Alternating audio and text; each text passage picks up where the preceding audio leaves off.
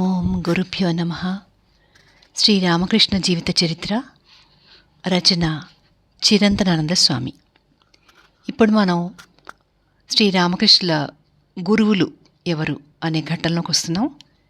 ఇప్పుడు ఇందులో భైరవి బ్రాహ్మణి అనే ఆవిడ గురించి తెలుసుకుందాం.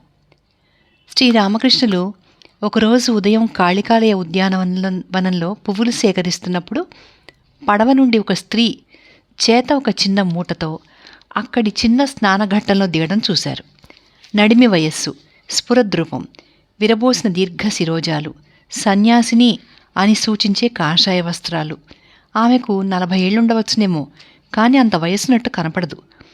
ఏదో అలౌకిక ఆకర్షణ జనించగా శ్రీరామకృష్ణులు తమ గదికి వెళ్ళి హృదయతో ఆమెకు కబురు పంపారు. ఆమె వచ్చింది. శ్రీరామకృష్ణులను చూడగానే ఆనంద బాష్పాలు స్రవిస్తుండగా, ఆశ్చర్య అనురాగాలు ముప్పిరిగొనగా ఆవిడ, నాయనా, నువ్విక్కడున్నావా? గంగా తీరంలో నువ్వు ఉన్నట్లు తెలుసుకుని ఇంతకాలంగా నీకోసం వెతుకుతున్నాను. ఇప్పుడు నిన్ను కనుగొన్నాను అని పలికింది. అమ్మా, నన్ను గురించి నువ్వెలా తెలుసుకోగలిగావు అని శ్రీరామకృష్ణులు అడగ్గా, అందుకు ఆమె ఇలా సమాధానమిచ్చింది. జగదంబ కృపచే మీలో ముగ్గురిని కలుసుకోవాల్సి ఉంటుంది అని పూర్వమే తెలుసుకున్నాను. తూర్పు వంగదేశంలో 2 కలుసుకున్నాను. నేడు ఇక్కడ నిన్ను కలుసుకోగలిగాను. తనను ఎడబాసి ఉన్న తల్లిని కలుసుకున్న బిడ్డలాగా శ్రీరామకృష్ణులు ఆనందపరవశులయ్యారు. కాసేపటికి ఆమె స్వవిషయం తెలిపింది. ఆవిడ పేరు యోగీశ్వరి. తాంత్రిక సంప్రదాయానికి చెంది సాధారణంగా శివుణ్ణి ఉపాసించే సన్యాసి భైరవి. శ్రీరామకృష్ణులచే బ్రాహ్మణి అని పిలువబడుతున్న ఈమెను ఇందుచేత భైరవి బ్రాహ్మణి అని ఇక నుంచి పేర్కొందాం. ఆవిడే వంగదేశంలోని యశోహర్ జిల్లాలో బ్రాహ్మణ వంశంలో జన్మించింది. ఆ దేశంలోని 3 మహనీయులకు సాధనలో తాను తోడ్పడవలసి ఉంది అని యోగదృష్టితో గ్రహించింది. వారిలో చంద్ర, గిరిజ అనేవారిని ఇదివరకు ఆవిడ కలుసుకుంది. శ్రీరామకృష్ణులు ఆమె వద్ద కూర్చుని తల్లికి తన హృదయ రహస్యాలు తెలిపే బాలుడిలా తన సాధన అనుభవ విశేషాలను, జనం తనని పిచ్చివాడనడం అన్నీ తెలిపి, అమ్మా, ఈ లక్షణాలకు అర్థమేమిటి? నిజంగా నేను పిచ్చివాడినయ్యానా? అహర్నిశలు జగజ్జనని ప్రార్థిస్తూ ఉన్నందున ఫలితం ఇదేనా అని పదే పదే ప్రశ్నించసాగారు. పరమ ఆశ్చర్య ఆనందాలతో ఈ వృత్తాంతం యావత్తూ విని పరిపూర్ణ మాతృవాత్సల్యంతో ఆ యోగిని ఇలా సమాధానపరిచింది. నాయనా, నిన్ను పిచ్చివాడని ఎవరంటారు? ఇది పిచ్చి కాదు. శాస్త్రాలలో మహాభావం అని చెప్పబడిన దివ్యస్థితే నీ స్థితి. దాని మూలంగానే నీకు ఇవన్నీ కలుగుతున్నాయి. ఈ నీ దివ్యస్థితిని గ్రహించలేని లోకులు అజ్ఞానులు నిన్ను పిచ్చివాడంటున్నారు. శ్రీ రాధకు, శ్రీ చైతన్య మహాప్రభువుకు కూడా ఈ స్థితి సంభవించింది. ఇవన్నీ భక్తి శాస్త్రాలలో తెలుపబడి ఉన్నాయి. ఆ గ్రంథాలు నా వద్ద ఉన్నాయి. ఆత్మసమర్పణ చేసుకుని భగవత్ప్రాప్తికై పరితపించేవారు ఎవరైనా పూర్వం కానీ వర్తమానంలో కానీ ఈ స్థితి పొంది దీనిని అధిగమించవలసిన వారే అని నిరూపించగలను. ఈ పలుకులు విని శ్రీరామకృష్ణులు అపూర్వ ధైర్యోత్సాహవంతులైనారు. తర్వాత ఆ యోగిని భిక్షాటన చేసి తెచ్చిన ఆహార పదార్థాలను వండి నివేదనార్థం తన ఇష్టదైవ ప్రతీక మ్రోల సమర్పించి ధ్యానమగ్నురాలైంది. ఆవిడ చెక్కిళ్లపై ఆనంద అశ్రువులు ప్రవహిస్తున్నాయి. ఇంతలో శ్రీరామకృష్ణులు అర్ధబాహ్య స్మృతిలో అక్కడికి వచ్చి ఆ నైవేద్యాన్ని ఆరగిస్తున్నారు. కాసేపటికి ఆవిడ కళ్ళు తెరిచి ధ్యానావస్థలో తాను పొందిన దివ్యానుభూతి, శ్రీరామకృష్ణుల చేష్ట ఏకరీతిలో ఉండడం చూసి ఆమె మేను పులకించింది. బాహ్యస్మృతి రాగానే శ్రీరామకృష్ణులు తన చేష్టకు సిగ్గుబడి ఆమెను క్షమాపణ వేడుకోగా ఆమె ఆయనను ఊరడించి, నేటికి కదా నా పూజ సఫలమైంది అంటూ ఆ భుక్తశేషాన్ని మహాప్రసాదంగా తాను పుచ్చుకొని తన సాలగ్రామాన్ని గంగార్పితమనర్చింది. ప్రథమ సమావేశంలోనే ఉభయుల మధ్య ఏర్పడిన మాతాపుత్ర సంబంధం నానాటికి ప్రబలమైంది. ఇద్దరూ పగటిపూట పంచవటిలో చాలాసేపు పారమార్థిక సంభాషణలతో గడిపేవారు. తంత్రశాస్త్ర, వైష్ణవ భక్తి శాస్త్రాలలో విజ్ఞాన నిధి అయిన బ్రాహ్మణి శ్రీరామకృష్ణులచే అధికంగా వాడుక చేయబడిన ఈ నామంతోనే ఇకపై ఆమెను మనం పేర్కొందాం. ఆయన తన వివిధ దివ్యానుభవాలను గురించి వేసే ప్రశ్నలకు శాస్త్ర ప్రమాణాలను ఉదహరిస్తూ సదుత్తరాలు ఒసగేది. వచ్చిన రోజు నుంచి కొన్ని రోజుల వరకు ఆలయ ప్రాంగణంలోనే బ్రాహ్మణి నివసించింది. ఆమె తోడి తన సన్నిహిత్యం లోకుల అపోహకు కారణమవుతుంది అని శ్రీరామకృష్ణులు భావించగా, ఆయన సూచన మేరకు ఆమె దక్షిణేశ్వరానికి 2 మైళ్ళ దూరంలో ఉన్న అర్యాదహ గ్రామంలోని దేవమండల ఘట్టం వద్ద నివాసం ఏర్పరచుకుని అక్కడి నుండి నిత్యం ఆయనను చూడ్డానికి రాసాగింది. వాత్సల్య భక్తి భావ ప్రపూరిత హృదయాయై ఆమె శ్రీరామకృష్ణను గోపాలునిగా భావించేది. దివ్య ప్రేమానురాగాలతో ఆయనకు వెన్న, మధుర భక్ష్యాలు పెట్టేది. ఒక్కోసారి ఎక్కడి నుంచో పట్టుచీర నగలు తెచ్చుకుని తాను ధరించి ఇరుగు పొరుగు ఇల్లాళ్లను తోడుకొని తన్మయురాలై వాత్సల్య భక్తి గీతాలు ఆలపిస్తూ మహోత్సవంగా శ్రీరామకృష్ణుల వద్దకు వచ్చి తాను తీసుకువచ్చిన భక్ష్యాలను ఆయన చేత తినిపించేది. ఇలాంటి దృశ్యాలచే, పవిత్ర సన్నివేశాలచే చూపరులకు ఆమె యశోదను తలుపు తీసుకొచ్చేది. ఆ సమయంలో శ్రీరామకృష్ణులకు శరీరాన మళ్లీ దుర్భరమైన మంట కలగసాగింది. ఉదయాన ప్రారంభమై మధ్యాహ్నానికి బాధ దుస్సహమైపోయేది. ఆరితేరిన వైద్యుల ప్రయత్నాలు అవి కూడా విఫలమైనాయి. ఆ తాపం భరించలేక 3-4 గంటల సేపు ఆయన గంగానదిలో కూర్చుండిపోయేవారు. ఇంకా నీళ్లలో నానితే ఉన్న బాధకు తోడు మరే బాధలు ఎదురవుతాయో అని బయటకు వచ్చి తడిబట్టలతో అలుకబడి మరింత చల్లబరచబడిన చెలవరాతి నేల మీద పొర్లాడేవారు. బ్రాహ్మణి ఈ తాపం అఖండ భగవత్ పరితాప సంజనితమని, పూర్వం శ్రీ రాధాదేవికి, శ్రీ చైతన్యదేవులకు ఇట్టి దుస్సహ శరీరతాపం వాటిల్లినట్లు భక్తి శాస్త్రాలు తెలుపుతున్నాయని చెప్పింది. శరీరానికి గంధం అద్దుకొని సుగంధ కుసుమమాలను ధరించడమే శాస్త్రోక్త నివారణ ఉపాయం అని తెలిపింది. అపురూపమైన ఈ చికిత్సతో ఆ అపరిమిత బాధ 3 రోజుల్లో పూర్తిగా నివారణమైపోయింది.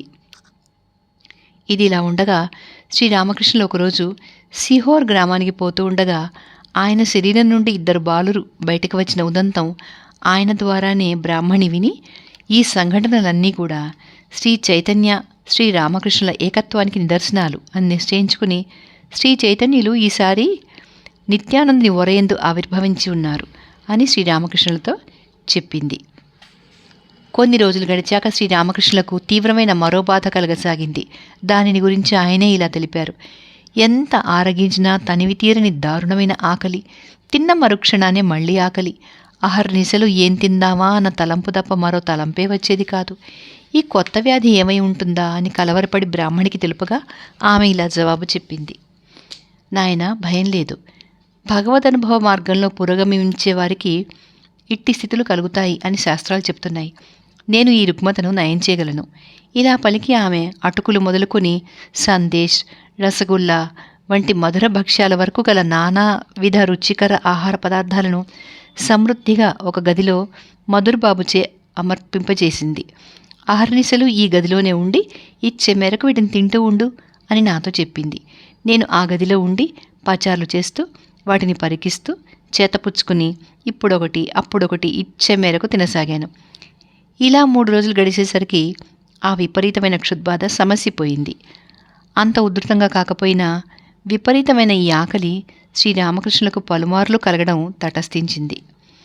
శ్రీరామకృష్ణుల వాస్తవ వ్యక్తిత్వాన్ని గురించి తాను చేసిన ప్రతిపాదనను శంకింపనక్కర్లేదు అని బ్రాహ్మణి ఇప్పుడు నిశ్చయించుకుంది.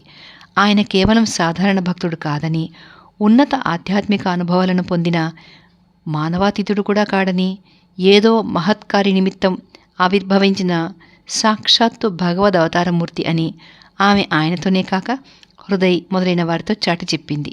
ఈ సందర్భంలో చేసిన ఒక ప్రసంగంలో ఆమె వైష్ణవ పండితుల ముందు తన వాదాన్ని రుజువు చేయడానికి సంసిద్ధంగా ఉన్నానని శ్రీరామకృష్ణులకు, మధురకు తెలిపింది. బ్రాహ్మణి చేసిన ప్రకటన కాళికాలయంలో గొప్ప సంచలనాన్ని సృష్టించింది. సరళ బాలహృదయుడైన శ్రీరామకృష్ణులు పండిత సమావేశ ఏర్పాటుకై ఆత్రత చూపసాగారు. బ్రాహ్మణి తన అభిప్రాయాన్ని గురించి సంశయాందోళిత మానసుడై ఉన్న మధురబాబు సమావేశం ఏర్పరచడానికి నిశ్చయించాడు. సుప్రసిద్ధ పండితులైన వైష్ణవ చరణ్, గౌరీకాంత తర్కభూషణుణ్ణి ఆహ్వానింపడానికి నిశ్చయించారు. వైష్ణవ చరణ్ మహాభక్తుడని ప్రసిద్ధిగాంచిన తత్ప్రాంతీయ వైష్ణవ సమాజ నాయకుడు. గౌరీకాంతుడు సాధనా సంపత్తి గల మహావిద్వాంసుడు. ఇద్దరు మహాపరీక్షాదక్షులు. కొద్ది రోజుల్లోనే వైష్ణవ చరణ్ దక్షిణేశ్వరం వచ్చాడు. సమావేశం ప్రారంభమైంది.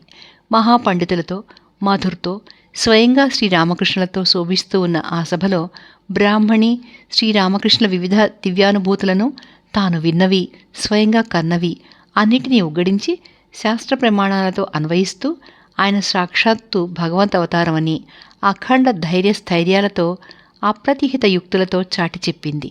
ఈ చర్చ యావత్తుకు మూలపురుషుడైన ఆయన వైఖరి ఆ సమయంలో ఎలా ఉంది? ఆ చర్చ, తత్పరిష్కారము తనకు ఎంతమాత్రం సంబంధించినవి అన్నట్టు కేవలం ఉదాసీనులై అక్కడ జరుగుతున్న వినోదానికి ఆనందిస్తూ బాలుడిలా ఒకసారి నవ్వుతూ మరోసారి చెంతనున్న సంచి నుంచి సుగంధ ద్రవ్యాలను చిటికెడు నోట్లో వేసుకుంటూ వేరొక మారు ఇలా చూడండి, ఒకసారి నాకు ఇలా ఉంటుంది, మరోసారి అలా ఉంటుంది అని వైష్ణవచరణ్కు చెబుతూ స్వీయ దివ్యభావ నిమగ్నులై హాయిగా కూర్చున్నారు. బ్రాహ్మణి ప్రతిపాదించిన సిద్ధాంతాలను అన్నిటినీ వైష్ణవచరణ్ మనస్ఫూర్తిగా ఆమోదించి లోకాతీత వ్యక్తులైన ఏ కొందరియందో మహాభావంలోని కొన్ని దివ్యలక్షణాలు మాత్రమే కానరాగా శ్రీరామకృష్ణులలో ఇవన్నీ పూర్తిగా వ్యక్తమై ఉండడం అత్యాశ్చర్యకరమైన విషయమని వక్కాణించారు. మాధుర్ మొదలైన వారు ఈ పరిష్కారం చూసి నిశ్చేష్టులైనారు. శ్రీరామకృష్ణులు బాలునిలా మధురబాబుతో అతను ఏమంటున్నాడు, ఏది ఏమైనా ఇది రుగ్మత కాదు అని తెలిసి సంతోషిస్తున్నాను అన్నారు. శ్రీరామకృష్ణుల పట్ల ఏర్పడిన మహాగౌరవంతో వైష్ణవచరణ్ అప్పటి నుండి తరచూ దక్షిణేశ్వరం వచ్చి తన గుప్త సాధనలను ఆయనకు తెలియజేసి హితోపదేశాలను పొందసాగాడు. వైష్ణవచరణ్ వంగదేశపు వైష్ణవ మతంలోని కర్తాపజ అనే సంప్రదాయానికి చెందిన వ్యక్తి. ఈ సంప్రదాయస్తులు గురువునే భగవంతునిగా ఆరాధిస్తారు. కలకత్తా ప్రాంతంలోని ఒక గ్రామంలో ఈతని శిక్షణలో స్త్రీ పురుష శిష్యులు పలువురు సాధనలు అభ్యసిస్తున్నారు. వైష్ణవచరణ్ శ్రీరామకృష్ణులను పలుమార్లు అక్కడికి తోడుకొని వెళ్ళాడు.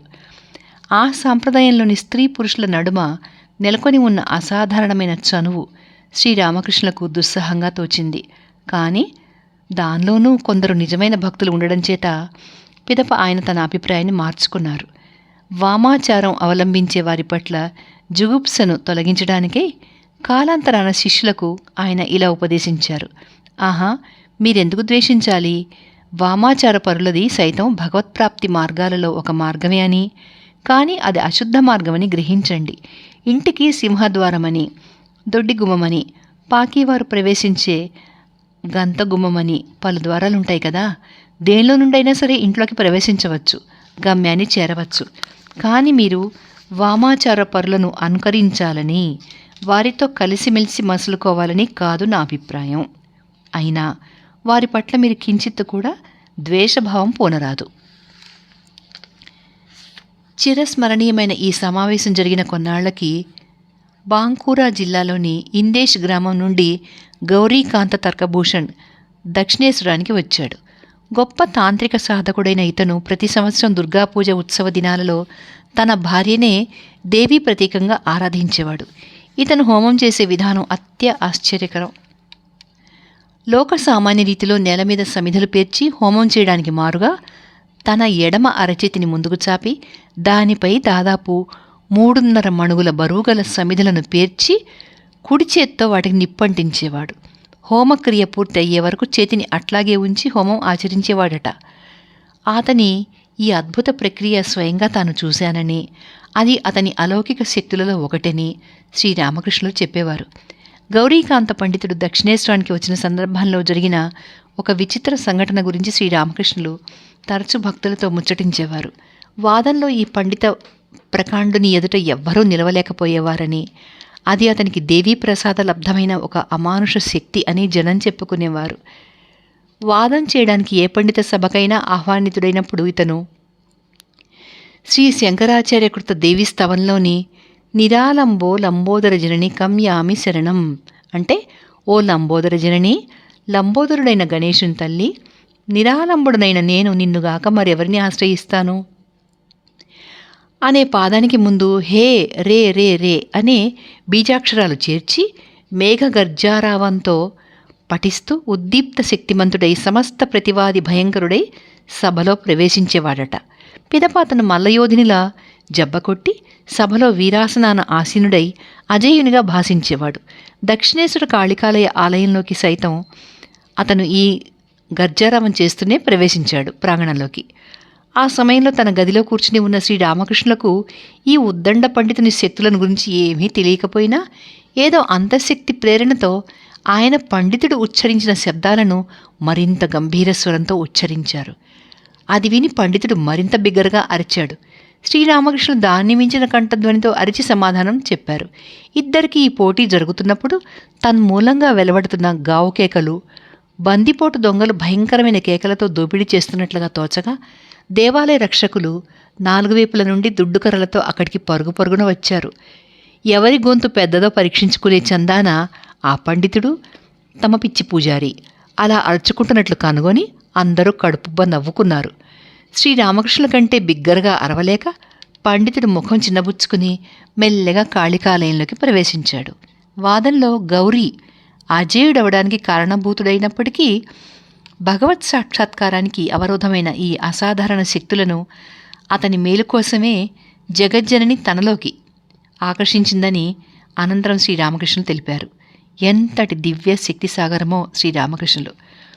గౌరీకాంత పండితుడు వచ్చాక కొద్ది రోజుల్లోనే మధురబాబు మరొక పండిత సభ ఏర్పాటు చేశాడు. వైష్ణవచరణ్ కూడా విధిగా ఆహ్వానింపబడ్డాడు. అతను రావడంలో జాప్యం కాగా శ్రీరామకృష్ణులు గౌరీకాంతునితో కలిసి కాళికాలయంలోల నాట్యమందిరాన ఏర్పాటు చేసిన సభా మంటపానికి బయలుదేరారు.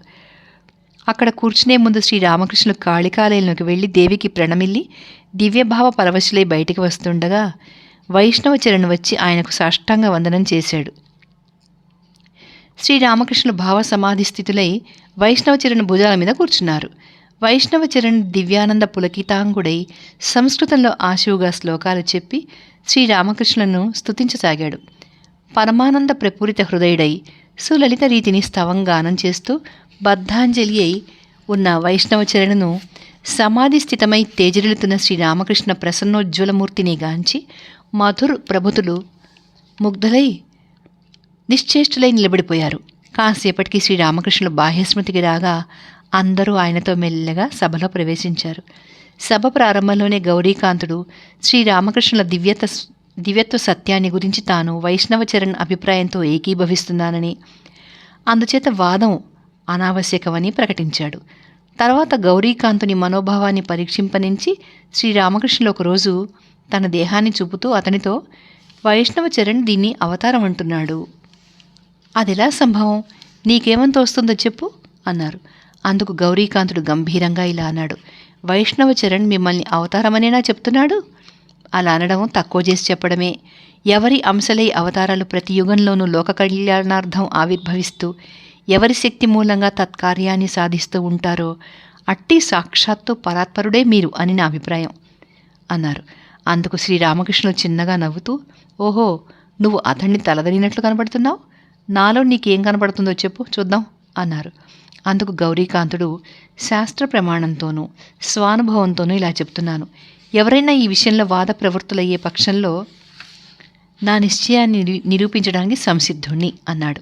శ్రీరామకృష్ణులు బాలునిలా ఇలా జవాబిచ్చారు. మీరే అంటే నువ్వు, వైష్ణవచరణ్, బ్రాహ్మణి ఈ మాటలని చెప్తున్నారు. కానీ నా మాట నమ్ము, ఈ విషయంగా నాకేమీ తెలీదు అన్నారు.